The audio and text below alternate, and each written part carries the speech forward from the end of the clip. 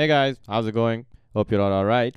With this video, we are starting the business communication part of our HR unit. And in order to understand business communication, we first need to understand what a business considers to be good or effective communication. And effective communication is, of course, when a business is trying to communicate, they're trying to communicate from people within the organization and with people from outside the organization. So it's all about the exchange of information that takes place between workers within the organization and how they deal with external stakeholders of the business and how they take on the feedback that is received from these different stakeholders.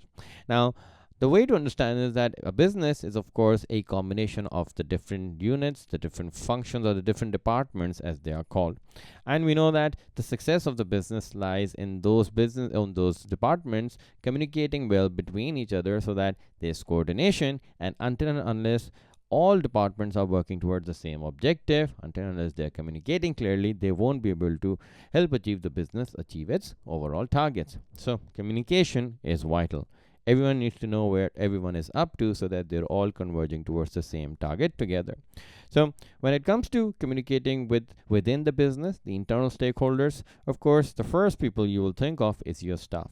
And your staff, which is, of course, looked after from your HR perspective, needs to be trained, needs to be appraised, needs to be rewarded, needs to be given tasks. So clarity of giving objectives is important. It's the same as giving the right appraisal, giving them the right recognition is also part of communicating to your workers that you look after them.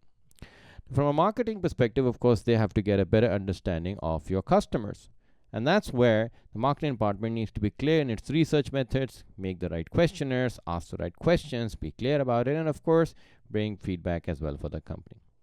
From a finance perspective, they have to inform multiple stakeholders, of course, none more important than owners and managers, about how the financial performance of the company is, because that's what they're interested in. So clearly communicating that, making it clear where the business is heading, that's all part of making sure that it's being communicated clearly.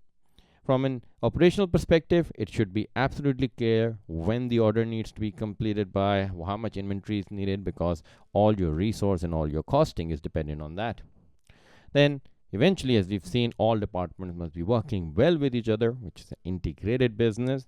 And lastly, in order to come up with new ideas, you will need all of these departments to communicate with one another, so that you can be working towards a USP that can give the business a competitive advantage. But all of this is within the business, and when it comes to good communication, it's not just about being clear within it, it's also about making sure that your external stakeholders are also aware of what the company is up to. And that is, your government must be informed about how much revenue you're making, so that right tax amounts can be deducted. Your suppliers must be clear about how much of your order needs to be delivered. So when you're dealing with external stakeholders, it is also important to make sure that whatever you're trying to say to them is received unhindered, without any barriers. Quick pause. If you're finding value in this explanation, there's so much more to discover. At Alt Academy, we break down every A-level concept with the same level of clarity. Now, let's continue. Now, for any form of effective communication, there are two parts to it. The first side is the receiver, the person initiating the conversation, initiating the communication, and of course, the other side is the receiver, the person for whom that piece of information or communication is intended. Now, it's first the sender's job to make sure that there is clarity in whatever they're trying to say to the receiver.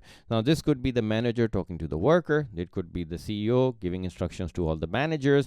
This could be your research guys talking to your customers. This could be your inventory manager ordering to your suppliers, or two workers working amongst each other. Whenever there's any form of communication within or outside the business, the first responsibility on the sender is to make sure they fully understand why they're doing it.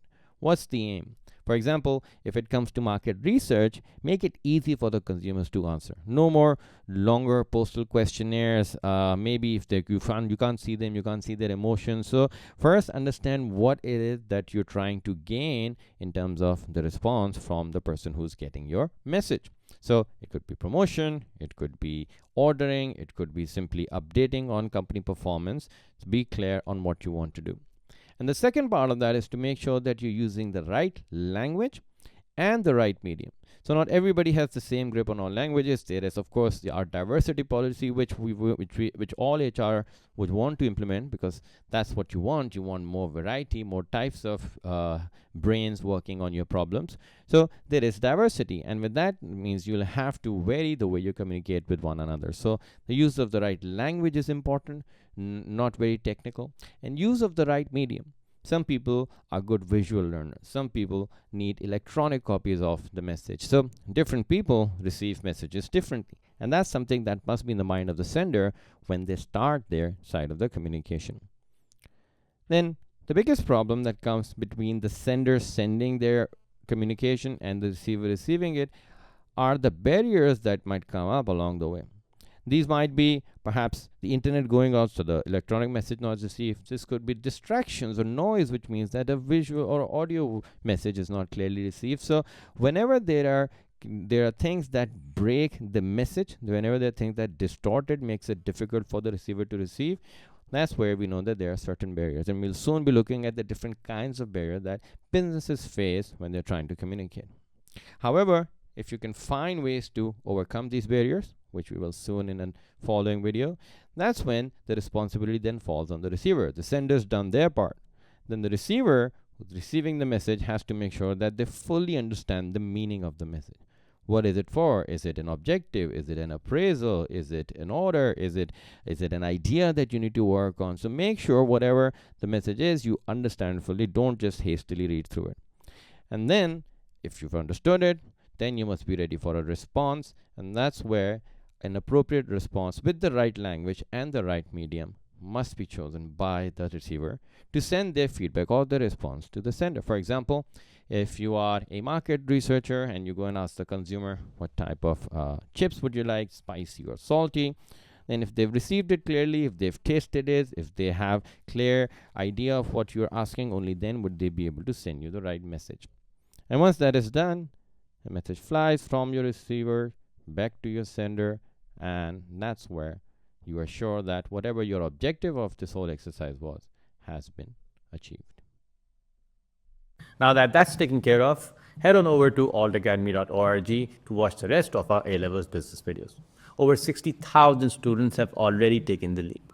What are you waiting for?